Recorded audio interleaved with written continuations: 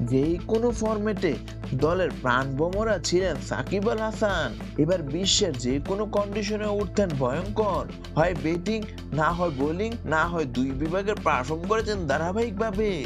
সেই সাকিবের কেরিয়ার কার্যত শেষ, তা নিয়ে হাই হুতাশার শেষ নেই।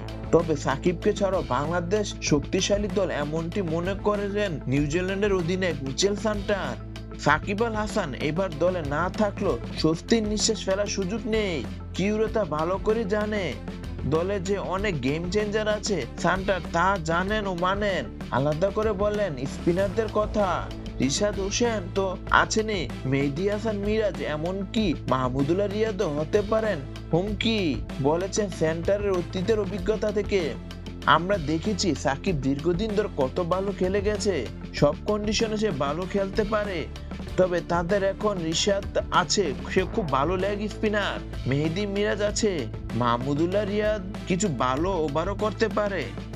শুধু বোলিং নয়, তাদের দুর্ভাবনা জায়গা যে ব্যাটিং, তাও সীমাহীর চোখে দেখছেন কিউর অধিনায়ক। তিনি বলেন খুব ভালো ভারসাম্য আছে, ব্যাটিং ইউনিটে ভালো। হৃদয় গত ম্যাচে দারুণ এক ইনিংস খেলেছে, জাকের অনেক কিছু করে দেখিয়েছে। আমরা তাদের হালকাভাবে নিচ্ছি না, নিজেদের দিনে তারা যে কোনো দলকে হারাতে পারে। তবে মুছিয়ে সে বলেন আশা করি আমাদের পারবে না।